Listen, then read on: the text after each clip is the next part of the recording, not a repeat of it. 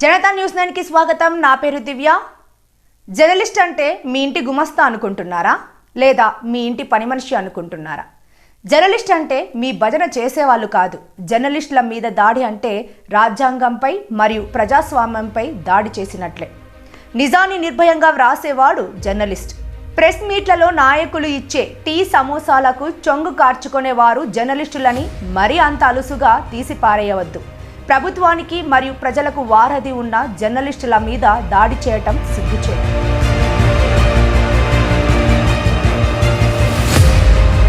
దేశానికి 4వ స్తంభం అయినటువంటి మీడియాపై రోజురోజుకు దాడులు పెరగడం తప్ప ఎక్కడా కూడా అరికట్టిన దాఖలాలు రాష్ట్ర కేంద్ర ప్రభుత్వాలు చేపట్టలేదు.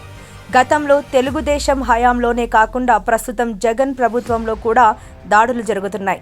జర్నలిస్టులపై దాడి జరిగినా, దుర్భాషలాడినా నాన్ బెయిలబుల్ కేసులను నమోదు చేయాలని సుప్రీంకోర్టు తీర్పులు ఇచ్చినప్పటికీ రోజురోజుకి జర్నలిస్టులపై దాడులు జరుగుతున్నాయి.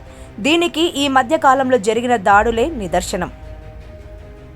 మన రాష్ట్రంలో ఏ ప్రభుత్వం అధికారంలో ఉన్నా జర్నలిస్టుల మీద దాడులు, దౌర్జన్యాలతో పాటు తప్పుడు కేసులు పెట్టడం ఆనవాయితీ అయిపోయింది. దాడులు జరగకుండా ఆపాల్సిన బాధ్యత ప్రభుత్వానిదే. కానీ ప్రభుత్వమే మీడియాపై దాడులను ప్రోత్సహిస్తే న్యాయం ఎవరు చేస్తారు? బెదిరించడమే మీ నైజం అయితే రాజకీయ నాయకులు చేస్తున్న పాపాలు, అన్యాయాలు, దౌర్జన్యాలు ఎండగట్టడమే జర్నలిస్టు నైజం. దాడులు చేయడం వలన జర్నలిస్టులు భయపడతారని అనుకుంటున్నారా?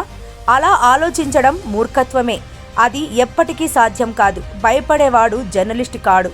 మీరు బెదిరించినా, దౌర్జన్యంగా తప్పుడు కేసులు పెట్టినా, చివరికి హత్య చేసినా కూడా మీరు చేసిన పాపాలను, అన్యాయాలను ఎండగడుతామని ఈ సందర్భంగా తెలియజేస్తున్నాము. సభ్య సమాజం సిగ్గుతో తలదించుకునే విధంగా రాజకీయ నాయకులు వ్యవహరిస్తున్నారు. మీడియా తప్పుడు వార్తలు రాస్తే చట్టపరమైన చర్యలు తీసుకోవాలే తప్ప ఇలాంటి దాడులను చేయడం బాధ్యతారాహిత్యమని ప్రజా సంఘాల నాయకులు ఆవేదన వ్యక్తం చేస్తున్నారు. దాడులు చేస్తే రెట్టింపు ఉత్సాహం. వెతికి మరీ మీ పాపాలను ప్రజలకు నిర్భయంగా చూపిస్తాము. దాడుల వల్ల మీరు ఏమి సాధించలేరు. ఇప్పుడు ఉన్న టెక్నాలజీతో ప్రతి విషయం ఇంటర్నెట్ ద్వారా ప్రజలకు తెలుస్తుంది. అందుకోసం మీరు తప్పుడు పనులు చేయడం మానుకోవాలి. అప్పుడు మీ గురించి ఎటువంటి వార్తలు రావు. పెద్ద సభలలో మాత్రం నిజాలు నిర్భయంగా వ్రాయండి, తప్పులేదు. కానీ అవాస్తవాలు మాత్రం రాయకండి అని చెప్పిన మాటలు మర్చిపోయారా అని మేము ప్రశ్నిస్తున్నాము. మొన్న అనంతపురం జిల్లా సిద్ధం సభలో ఆంధ్రజ్యోతి విలేకరిపై దాడి మరవక ముందే మళ్లీ కర్నూలు ఈనాడు కార్యాలయంపై దాడి జరగడం చాలా బాధాకరం. ఈ దాడులను తీవ్రంగా జర్నలిస్టు సంఘాలు ఖండిస్తున్నాయి. ప్రస్తుతం ఆంధ్రజ్యోతి విలేకరి మరియు కర్నూలు ఈనాడు కార్యాలయం మీద దాడి చేసిన వారి మీద క్రిమినల్ కేసులు నమోదు చేసి కఠినంగా శిక్షించాలని టీడీపీ నాయకులు, అఖిలపక్ష నాయకులు, ప్రజా సంఘాల నాయకులు డిమాండ్ చేస్తున్నారు.